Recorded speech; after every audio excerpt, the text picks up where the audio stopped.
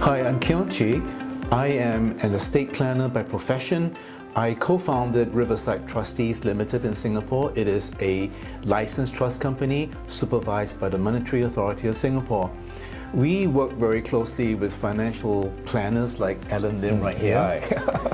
Because we believe that in order to do estate planning has to be preceded by financial planning. So whatever Allen does, whatever he brings to the table is absolutely very important to the families we deal with. I am also the founder of Riverside Training, and we provide IBF-accredited courses to the industry. For example, we have classes in trust planning, we have classes that deal with divorce, Muslims, SMEs. We have about 11 of these IBF-accredited classes, and you might be asking what's so different about our classes versus other classes. Well, let me name a few things. Number one, our classes are in plain English. Estate planning is rather technical. It takes quite an amount of effort to simplify, and we believe we are experts in simplifying. The second reason we are different is that we believe that financial planning has to precede estate planning. So in all the case studies that we have in class, there are lots of cases on insurance, lots of cases on investments. All these things are to be dealt with before the estate planning. And so again, it's very critical that we have inputs from people like Allen, because I speak to people like Allen to say, Allen, I want to talk about trust planning. Can you tell me as a practitioner, what is it about trust planning that you wish for someone like me to be speaking to you about? I mean, obviously, you want me to start with financial planning, isn't that correct? Yes, that's correct. That's actually correct. Yes. Right. I think financial planning is important because whatever trust or estate planning procedure or tools that we wanted to have, we want it to be well funded. Not only at one shot, but also to preserve the capital and then to invest it, so that we are able to let the capital to last for generation. Right. So there's a certain specific body of knowledge that we need to emphasize on that. All right. Oh, thank you. Right. There's also another thing that's rather different about us. We do not deal with just the high net worth. We believe that we have to deal with everyone that we meet. No family left behind. Yes. So we believe in providing a very well-funded estate plan to the community, regardless of wealth, and each family in Singapore should have access, affordable access, to a will, a trust, and a lasting power of attorney. And so again, any family that we meet, we would always say, Allen, can you come in with us on the conversation? Yes, correct. Because it is through your efforts and through your work that families in Singapore have enough in their estates. Yes, correct. Absolutely, absolutely. I think the capital and the liquidity is important in any of the estate planning situation. But I want to emphasize, estate planning is not only about the tools, it's also about the consequence. The consequence of not having estate well planned, together with the legal tools as well as the financial product to generate the family funds, the family income, right, to pay off debts. That's very important. That's a very, in fact, critical area of the estate planning. Just to give you an illustration, a car. The estate planning tools is like a car. It's very well-known car, say a Mercedes or a Lexus, but you need petrol inside the car to get the car to move from point A to point B. The financial planning aspect is to provide that petrol to allow the car to move. So no point talking about a car if there's no petrol? Yes, absolutely. You can't move from point A to point B. That's right. And so that is something that runs deep in my heart when we run our training. Yeah. And I believe that by working with financial planners, we are doing a great service to the community in Singapore. Now, we have a curriculum certification called the Certified Legacy Planning Associate, consisting of 4 classes. In the very first class, we talk about wills and trusts, and there's a whole class on trusts that's very financial planning based. Then the third class is a class on SMEs. There are 300,000 SMEs in Singapore, and then we end up by talking about something called key man insurance. And then finally, we have a class on insurance. An insurance class, you might think, well, you know, I've been doing insurance for the last 10, 20 years. But why would I need to go for a class on insurance? Well, let me tell you why. There are 20,000 financial planners in Singapore. 20,000. Out of the 20,000, 21 of them have been given a very prestigious title called an IBF Fellow. And out of this 21, there's only one person amongst 20,000 that is an IBF Fellow and also a financial advisor, because the rest of them are CEOs and agency managers. And the guy who is the only financial advisor out of the 20,000 who is an IBF Fellow is sitting right here, here. And he is one of our expert trainers in our class. Allen, I just want to tell you that I feel truly honored that you're part of what we're doing. And thank you. Allen, may I ask, why have you decided to work with Riverside Training? Okay, as IBF Fellow, there's certain inherent responsibility as in to up the standard, raise the standards and standing of financial advisor in Singapore, right? Implicit in that. Also, for my position, I have seen some worrying trend in Singapore. It's a paradox actually. Being a financial advisor, we all know knowledge is very important. But on the other hand, I'm also beginning to see serious knowledge is being diluted. Serious knowledge is being diluted in training. They try to make training as simple, as easy to pass as possible, and therefore in the process they actually dilute certain in-depth knowledge in which sometimes I felt something has to be done. Otherwise, in 2 to 3 years' time, we will be producing a group of financial advisors who has got all the titles, but actually deep knowledge is not as what we want it to be. So therefore, as a IBF Fellow, I take it upon myself as a responsibility. If I have got a chance, a platform, like-minded person like Keon, all right, I will take on the challenge, all right. Research. I think Keon, you understand my passion in research, all right.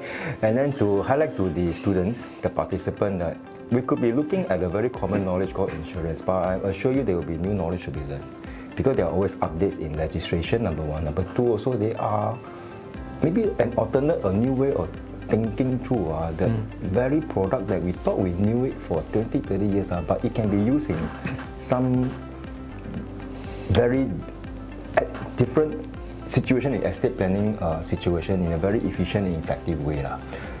As a financial advisor, we need to know the knowledge so that to give ourselves the confidence to articulate this conviction to the clients.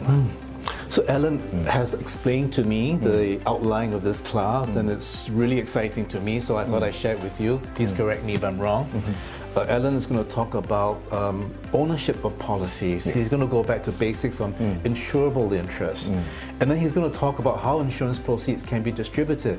It can be by nomination, assignment, and one extra thing that we have now is distribution through a trust. And then Allen will also talk about family situations. If you're concerned about divorce, for example, not just your divorce, but the potential of divorce of your children, how should you structure your insurance? Your client may have special needs. Your clients may be Buddhists, maybe Muslims. And I think you're also dealing with something quite interesting, which is for singles, the LGBT, which might be a little bit controversial, but necessary to speak about, right, Allen? Correct. Good. Thank you for bringing out this point. As a professional, I always emphasize we need to take a look at the trend as look at the information and what it is, not what we want it to be. The LGBT community, I respect them, they exist, all right? So as a professional, we put emotion one side, we've got to take a look at financial planning implication and the consequence of not planning, all right? So therefore, I took it upon myself that such trend exists. As a financial advisor, a professional, we ought to know what is a pro, what is a con, what is a strength and weaknesses. As when your client going through certain life transition events, that's a situation. But Allen, can I ask you also, because your passion in estate planning, as I've told everyone, embarrasses me. One time I asked Allen a question about a topic, and this, if I may say, crazy guy, he brought up 3 A4 size folders. Each one was about that thick, and it was his collection of articles going back 15 years. Oh my goodness! I mean, this guy eats and sleeps estate planning and insurance. Now it's 20 years. 20 years. So Allen, can I just ask you, within insurance planning, what are you most passionate about, or if you can say, what is it about the knowledge and of financial planning? Do you think they really need to know? Is there a particular topic? Is there a particular knowledge of financial plan? It depends on what is relevant to them at this stage of their career. I think for the very first thing, financial advisor need to understand from the perspective of an insurance policy that creates the capital and generates the liquidity. Right? You need that, number one. And number two, the asset protection of it. The asset protection of this particular capital that you generate. Are you able to creditor proof it? All right? Or you can sequentially give the capital in a very staggered way, systematic way to the targeted beneficiary. And sometimes in the course I will bring this up that sometimes what if the beneficiary disappoint you? What if the beneficiary turn out otherwise? Is there any control that the parents can have onto the capital that is being created for this child? Well, there are some situations where family relationship breakdown because of financial issue. I don't want to see that happen. In fact, my passion to answer Keon's question is that I envision that financial planning, the consequence should unite the family. All right. In fact, I'm right now in the process of trademarking one tagline, my logo. One of the lines is called Uniting Family Together. That means the consequence of the financial planning, estate planning situation, whether when the person passed away or what, the plan should attempt to unite the family together. I say this with passion because I've seen many family members, they don't talk to one another due to misunderstanding or sometimes due to actual family situation. Estate planning, if it's done properly, can be a tool for a family members to seek reconciliation, to seek forgiveness, or to express the love of this person. If he's a man, his duty as a husband, as a father, and as a son to the elderly parents. If the client is a lady, it's for her to express her love as a mother, as a daughter to the elderly parents, as well as perhaps to the husband, if she wants to. All right? It's very powerful. So, why I'm in this financial planning for the past 20 odd years? Because I don't see money as just a means, as just a dollar sign. It is not, no. It is what you can do with the money. What you can do with the money. If we use it properly, we can rebuild a relationship that is broken. Reunite a family together. That's what I wanted to see. And isn't it true with financial planning and insurance planning? Some of these proceeds can be given towards charity, and so is that correct. One of the things that you'll be discussing? Correct. Plan giving. We talk about plan giving. There are situations in which a person wanted to use the money to express himself to support certain cause. I think that's important. And another area I want to emphasize is that sometimes insurance has been given a very negative connotation in the social media. All right. In my capacity as a lecturer in some of the industrial financial planning courses, I met up with 3,000 odd financial advisors. Most of them quietly, they come and see me, they see that, hey Allen, actually how come my client don't treat me as a professional? How come some of them I need to mask myself to say that this is an investment product, but it's actually an insurance policy? Where is this professional pride? Where is this professional self-esteem? I want to raise that up. If this is an insurance policy, we say it's an insurance policy, have the conviction to say it. In order to have the conviction, we have to truly understand what is this product all about, the legal basis, not the statutory basis. Why do I take all the trouble to collect all the information in my files? Because we have to back our advice by facts, by experience. Sometimes by back experience that happened by other people. So that when we show the client a similar situation, they won't face the same similar situation. That's great, Allen. So if I may say, being a professional to me means that you have the latest tools and knowledge to help families. You have met with hundreds of families with situations similar to the person sitting in front of you, and therefore you're in a very good position to help. You can also help uncover. And then can I ask also, does a professional need to earn a certain amount of money to be called a professional? Because I also understand that part of what you believe is that a financial planner ought to be earning a certain amount, because once he earns a certain amount, it is a testimony that this person has enough knowledge, has enough competence, and applying the right tools and meeting the right people. I wonder if you can share something about that. Let me give you the perspective, a quite a controversial one. Instead of looking at the income, why don't I ask? Is it every year, in fact, the turnover of financial advisor in Singapore, or rather in this part of the world, can be quite high. One of the main reasons, if you were to do an interview with them, actually is, does the woman of your house really happy and like what you are doing? Does a woman of the house, if you're married, it's your wife. If you're not married, it's your mother. Usually a person leaves the industry because of the woman of the house that is not so comfortable with their husbands in this particular industry. But it could be man not happy with the wife also? Can also, but let me explain from the man perspective of this situation. So therefore, earning a certain income is important. Not to be money-minded, no, it's not that, no. Yeah. It's to give you the confidence. Yeah. Because I firmly believe if you have the right knowledge, right system, and then you're hardworking, disciplined enough, to have that knowledge, to have that income level in Singapore is absolutely possible. It's doable. But I didn't say it's easy, I say it's doable, all right? So therefore, that particular income I take a look is 300,000. The 300,000, what does it mean? Because 300,000, if you earn that income, qualifies you to be an accredited investor in Singapore. That gives you certain confidence that you can look at the client in the eye very confidently, and importantly, you can give a very good confidence to the lady of the house. It's important because you are still a husband of the house, you are still a son to your elderly parents, you are the father of the children. You see the part? And financial advisor, I got a heart for them because they are all self-employed. They are not employees. They are not employees. All right? They run their own costs. They incur their own costs. All right? And the income that they make, and then they have to keep some for their own retirement because they are not in an employed situation. Just like many of the sole proprietor or business owner, the CPF sometimes is they did not accumulate as much, and therefore financial advisors' retirement is also one of the situations that I'm quite concerned.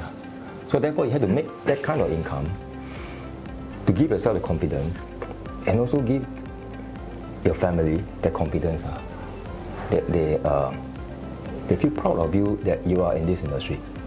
It's very important because just to be very blunt, I don't want to sugarcoat this. Without the family support, it's very difficult for the financial advisor to continue this meaningfully. It is quite difficult. It's quite difficult.